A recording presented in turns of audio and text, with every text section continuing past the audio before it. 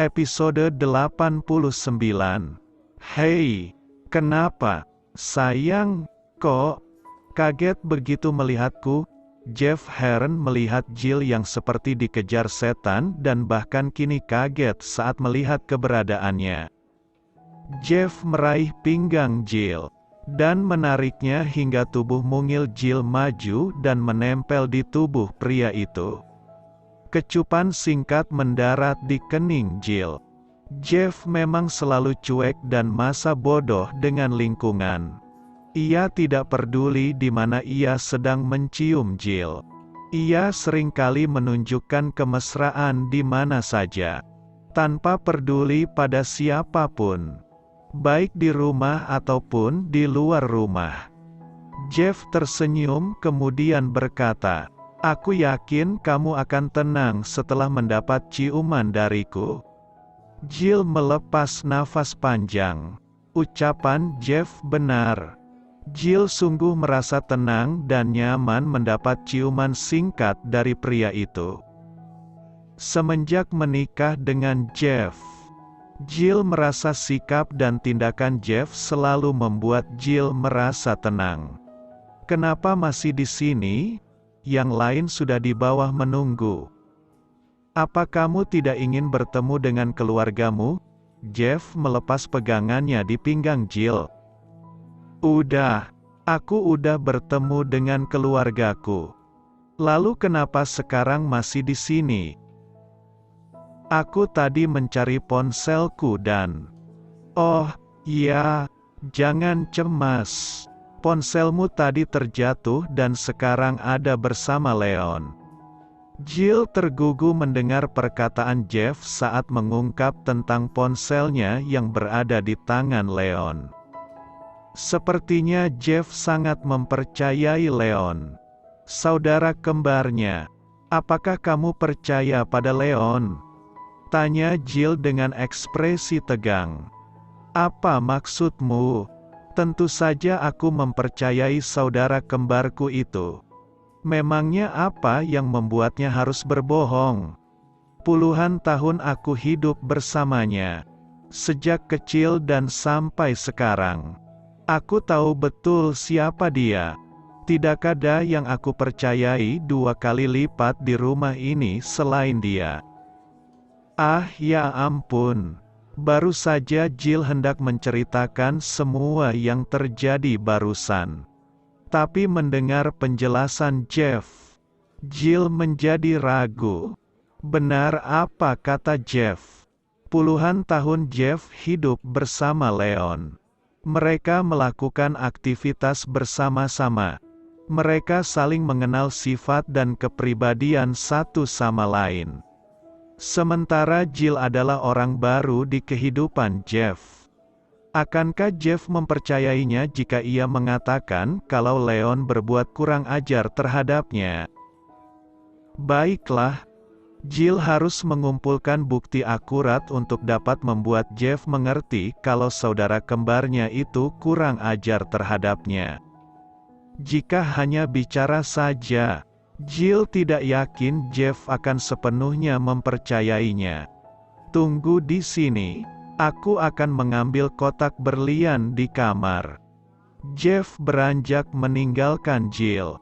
"Tunggu."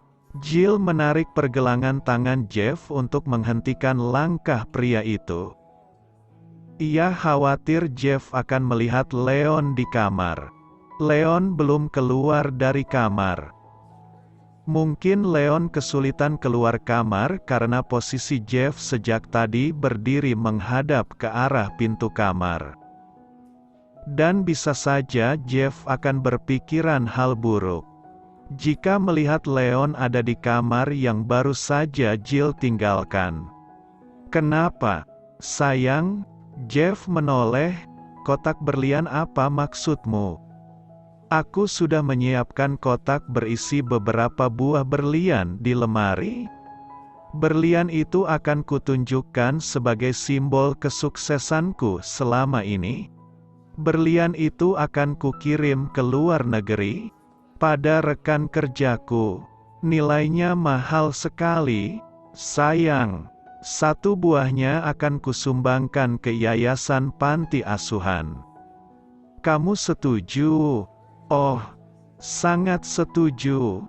Tapi lebih baik kita fokus dinner dulu. Setelah itu baru kamu ambil berliannya dan menunjukkan ke semua orang sebagai simbol kesuksesanmu. Jadi dinner kita nggak akan pecah akibat gagal fokus pada berlianmu. Kita ciptakan dinner yang hangat dan kekeluargaan. Baiklah. Istriku memang pintar. Ayo, kita ke bawah. Jeff melingkarkan lengannya ke pinggang Jill dan mengajaknya turun ke lantai bawah. Leon menyembul keluar dari pintu kamar dan melihat Jeff yang merangkul wanitanya hingga hilang dari pandangan. Suasana di lantai bawah sungguh meriah, terutama suara Evan yang membuat berisik.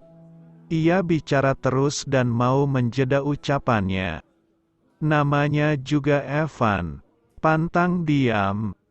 Jeff mendekati Evan dan tersenyum tipis menatap kakak iparnya itu. Evan sekilas melirik lengan Jeff yang masih melingkar di pinggang Jill. Romantis sekali mereka. Evan jadi kepingin segera menikah. Tapi sama siapa? Calonnya belum ada. Evan dan Jeff saling tos dengan menggunakan siku. Keduanya terlihat sangat akrab.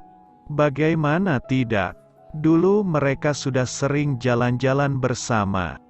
Dan Evan sudah sangat mengenal karakter Jeff. Si galak, berhati dingin yang sebenarnya memiliki sifat penyayang.